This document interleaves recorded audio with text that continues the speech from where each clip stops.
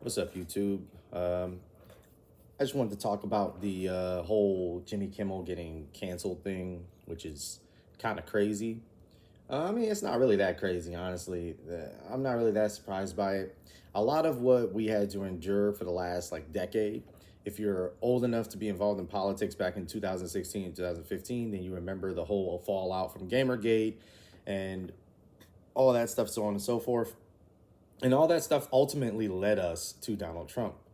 And a big part of the motivating push behind that was this perception of an attack on free speech, that people would constantly be complaining about every little thing that people did, or every little thing, even the most like terrible things. People would get canceled off of like Twitter for calling black people the N word or whatever, and and and then people on the right would come out and say, "Oh, this is an infringement on free speech, blah blah blah blah. You should be protected speech, blah blah blah. You should be able to say all the most hurtful things, whatever." And now I'm actually kind of finding it a little bit entertaining watching these exact same people, a lot of the same, because a lot of the same personalities that were around then spreading bullshit and making these arguments that don't believe it, are around now making the same arguments and still don't believe it. And the evidence for that is that whenever it happens where there's somebody on the other side that gets canceled, they never speak up. No one ever says anything. No one has anything to say. Jimmy Kimmel gets canceled, and I still haven't seen a giant disturbance on the right, which is surprising to me since we haven't gotten them to shut the fuck up about free speech for the last decade.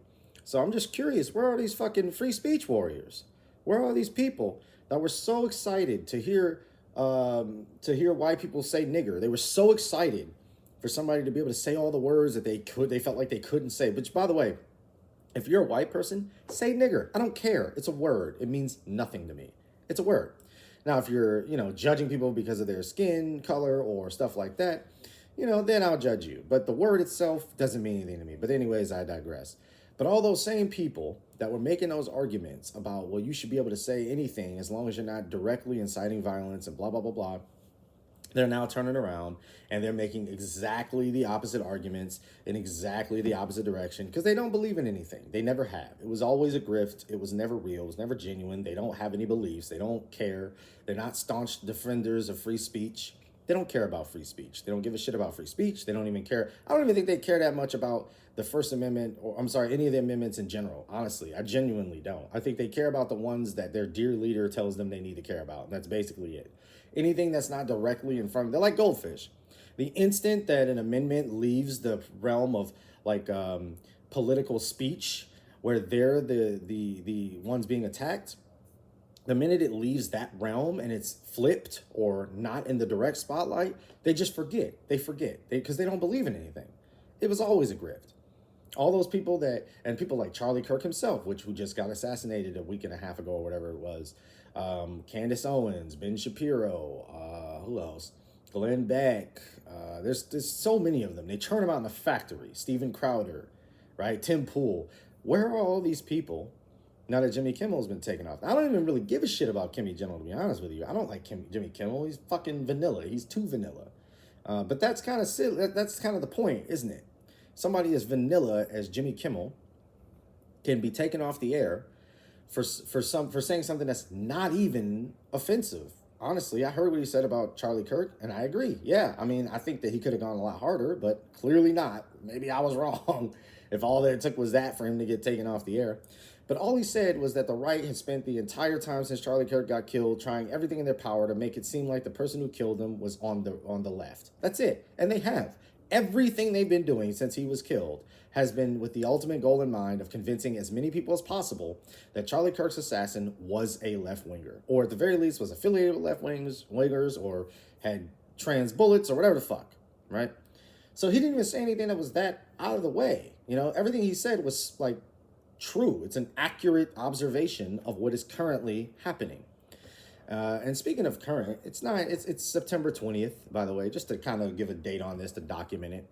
In the future, if these people do ever end up seeing repercussions, hopefully those of us that document what's happening and talk about it as it's happening can help that process along. But anyways, back to the Jimmy Kimmel shit. All he said was that the right has been doing everything they can to make Charlie Kirk seem like or the Charlie Kirk killer seem like he's some kind of leftist, radical, fucking crazy person, which they have. And then ABC, the network that hosts Jimmy Kimmel's show or produces it, I don't really know what exactly the fucking relationship is, to be honest with you. I don't give a fuck about Jimmy Kimmel. But they pulled his show. Basically, they took him off the air before Donald Trump. Trump's FCC guy went on some podcast, and I think his name is Ben Carson. I think that might be his name. I might have him mixed up with the Ben Carson, the black neuroscience surgery neurosurgeon that ran in 2016 on the Republican side. But I think his name is like Ben Carson or something like that. But anyways, he went on some podcast and complained about what Charlie Kirk or what Jimmy Kimmel said on his show. And that's all it took. That's all it took. He said he might look into it. That's it. That's all he said. And ABC shit themselves and took Jimmy Kimmel off the air immediately. They didn't even give Trump a chance to try to be authoritarian. They didn't even give him the opportunity, right? So I find that kind of ridiculous. It is kind of not necessarily shocking again. I can't even say shocking because it's like, yeah, the corporate media has always been really weak-kneed. They've always been kowtowing to power. They've always been weak. They've always been ineffectual, right? So it's not like I'm expecting Shakespeare from these fucking people. I'm expecting the bare minimum. You know, don't take somebody off the air before Trump even has to do the fucking authoritarian thing. At least make him make the fucking play. Make him be authoritarian and come and try to take Jimmy Kimmel off the air by force or make you do it. And then you sue him and then you'll win. Because of course you'll win. Because it's an infringement on his First Amendment right. There is no way you're going to lose that. But you don't care. You don't care because you'd rather just kowtow. It's easier to just placate him and just not get on his bad side. But you know what?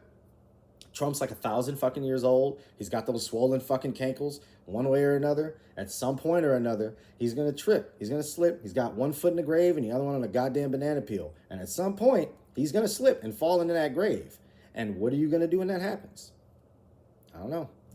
I think you're fucked, honestly. You backed the wrong horse.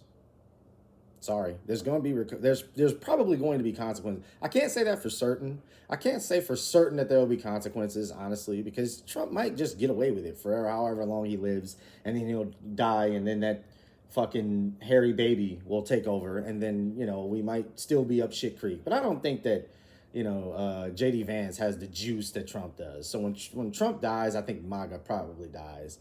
So when that happens, what are all these people that back Trump or kowtow the MAGA or placated to the emperor? What are they going to do? I don't think they could just go back. I think they may have fucked themselves. But anyways, that's all I really got to say about it. I just wanted to pop on here and, you know, yell at the internet, kind of shake my fist at the void a little bit. And yeah, if anybody there in the void agrees with me, let me know in the comments. Yeah, I'll see y'all around.